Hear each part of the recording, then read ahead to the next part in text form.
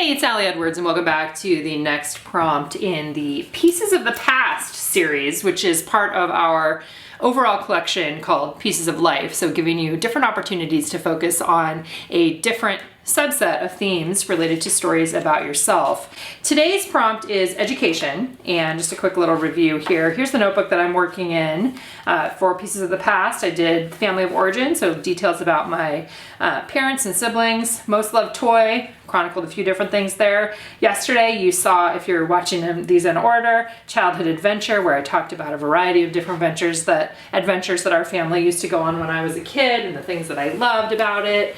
And so today we are doing education. So I'm a huge fan of education. I was somebody that loved going to school, loved being in school, still loves learning. Any opportunity I can get to be in a learning environment is something that is very fulfilling to me.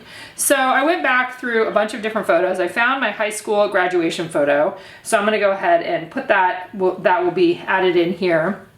Then I found another picture. This one I haven't used before, which I thought was really funny. It's a couple things. If you know me very well, you know I love trucker hats. So I've got a trucker hat on in this picture, which kills me, which says, I can't see what it says. I'm not sure what it says on there, but there's also a little banner here, and that was the banner of the elementary school that I went to just for, I think kindergarten when we lived in Southern Oregon before we moved to Washington.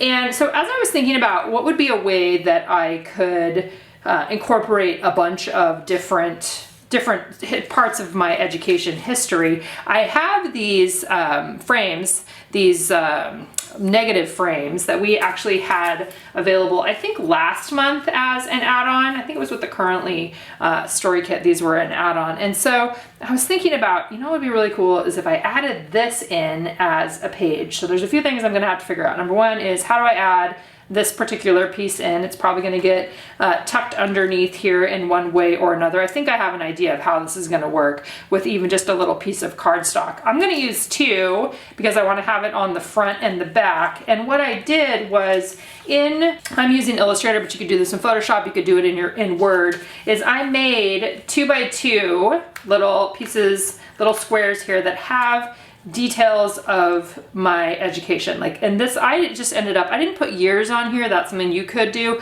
I just put the location and then which schools were happening at that point in time. And then I found a few different photos of myself. One of them is a school photo. They're not all school photos. Another one is just some other point in time. And then I had like one of me in high school swimming and then one of Chris and I together when we were in college. And so my plan here is to add these behind here, right? And there's going to be 4 of them total. Let's just lay this out. I think this is going to be really fun. So like this, and then I'll have to cut another one of these out. And they don't have to be cut perfect because they're going to be hidden behind there. So you can use your scissors, you can put it on the trimmer, whatever makes the most sense to you. But let's cut this one out and put it on there. So I was able to break mine up. Depending on what your own personal story is, you might have a lot more schools, you may have a lot fewer schools, you might have a completely different story to tell about your education. So this is just the way that I'm choosing to tackle this particular story. So this will be basically the one side, and obviously that's going to get in there better. And then the other side will be for these guys here. So I'll trim these out. So I cropped these photos to 2x2 and put them on one canvas in Photoshop and then printed them out. So cropping them to 2x2. I also just took pictures of all of these. Now, one thing I wanted to say about using your phone to take pictures of pictures is it's definitely, the quality is not as good as scanning them in. That's just definitely seems to be the case with these, which I'm fine for a project like this. It's more looking for opportunities to illustrate the story, and I'm okay with having some pixelated and or blurry pictures too. Like that's just less of something that feels real, of the utmost importance. Mainly because for me this is a combination of creativity and a craft with the photos too.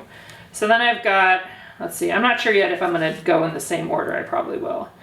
But there's that one, and then I have the last one of Chris and I in college And so that's going to get adhered back to back, and I'm going to make it into an insert here in this. Now, the other thing that I want to do, I do want to write something, and I'm not sure yet. I think what I'm going to probably do is do what I did on one of the other days, where I used one of the prompts on here, like school memories or pieces of my history, or even the growing up I loved. Like, I could talk about which, you know, like what were my favorite subjects. That might work really well. And maybe I'll do like 5 of those, like growing up I loved, you know, these things related to education or school memories. But I think that I'm going to write directly on this page, and I'll show you the example. There's the other one there of where I did that. So I have kind of a mixture of some of my journaling is typed, but then some of them is written like this. So I might actually follow the same formula, even using those same stamps maybe, or I could use the puffy number stickers there, and then picking one of these prompts to use for talking a little bit about some stories of education growing up. So that's the direction that I'm heading, and let's go ahead and dive into the process. All right, so the first thing I did was measure those plastic negative frames, because what I decided to do was cut a piece of white cardstock that could be folded, and a portion of the cardstock would hold my content and the other part would be folded and would fit or get tucked underneath that large photo of myself. So I went ahead, and I think it ended up being about 3 inches by 8.25. And then I'm going ahead and I'm marking a spot on there, which I think was about 2 1/4, that would show me where I wanted to actually fold over that paper to give me a flap that can be adhered underneath the photo. So I'm folding it over with my hands, and I'm also using a bone folder. And when I do this, I like to go back and forth, folding it both ways and pressing down with the bone folder on both sides just to give it a little more flexibility. So that gave me a base upon which to add my content. So I did it a couple different ways. The first way that I did it was I put rolling adhesive down right next to the seam and just did that one line. So I was able to at least get that plastic frame in the right spot. And then I kind of tucked in my journaling, which is not really journaling. I tucked in my facts there as alongside my photos. And so I did a couple things where I was just trying to get it all in the right place, and then I would lift it up a little bit more and place it down. When I do the other side, I did a little bit different. It's one of those things where it's like you kind of learn as you go, and you're like, oh, that might have worked out a little bit different in another way, but this was fine. Getting it all tucked in there and then adding a little adhesive underneath each one of those pieces. Again, those were 2x2. So 2x2 photos and 2x2 squares of a little bit of journaling information. So I left that one kind of open, and then I came over to the other side, and then this one I just used the frame. Oh, these do have plastic over the top of them too. So if you happen to have these in your stash, you want to pull the plastic off.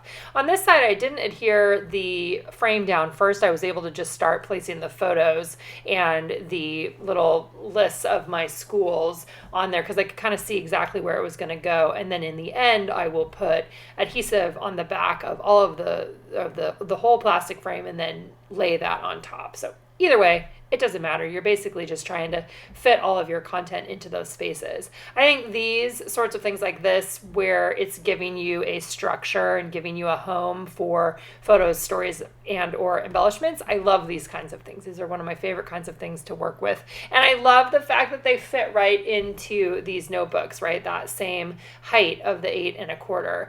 Now I'm going to go ahead and I'm adding adhesive onto the other side of the plastic frame, and then I'm going to lay that right on top. I also made sure to put enough adhesive on there that it would go onto the frame from the other side. So I'm essentially kind of pinching those two sides together, and you'll see that in a minute here. This worked really well. I'm really excited about this, the way that I put this together, and I think using cardstock that you already have in your stash or just any piece of paper works really great for this. So after I got that piece all constructed together, I went ahead and trimmed down my photo, my enlarged photo, a little bit more before I went ahead and adhered that large photo onto the flap of the cardstock, which is what you're going to see in just a second here. This one is a lot about construction, right? It's kind of multiple steps, right? The steps for me that I went through on this one is, number one, finding some photos that I wanted to use. And in this case, you guys know already that I have I have some photos available to me. So going through and finding the photos was first thing. Then making a list of all the schools I went to was step 2, and setting those up in, I used Illustrator, but you could use Photoshop for that, to create these little 2x2 squares. Printed that all out, cut it all out, and then constructed that using the cardstock as the base there. And now I'm going ahead and adhering that full photo in there. Now I have this flip page. Love it. Super happy with how that turned out. I'm going to go ahead and trim off the extra from my photo enlargement there, and I will be rounding the corners just like I've done on previous days. I love working in these notebooks, especially for this kind of a project. I think it's just so fun to do it in this way. And especially for a project like this, where there is a beginning and an end, it's really nice to just be able to adhere photos and or pattern paper or whatever it is right inside to this little book and know where the end's going to be, right? There's a stopping place in this project. And I think that can be really welcoming also. Went ahead and added in the date. I'm adding the date of when I'm journaling or creating these pages. I'm also adding an Avery index tab along the plastic frame here. I stamped school memories. I'm going to tuck that in there, and then this is going to get placed on the outside, just another little tab option there to give you something to pull on when you turn that page, is essentially what it is. Avery index tabs are something that I've used for a long time and still use them and order them for myself. I get the 2-inch version and usually order those off Amazon, and I'll put a link for you guys below too. And then the last step in the process was getting ready to do my journaling. I did decide to do the same thing again with the same number stamps as I used a couple days ago and the scattered straw ink. Following the same exact steps, doing, the number 1 and number 5 first, then number 3, then the 2 and the 4, and then I'm going to use the remembering stamp as the jumping off point for my journaling. The rest of the video today is going to be just a little bit of music with me writing out my journaling, getting that all added on there, and then getting ready for tomorrow's prompt. So we'll see you guys back here again tomorrow, and you'll be able to see just my handwritten journaling going in there.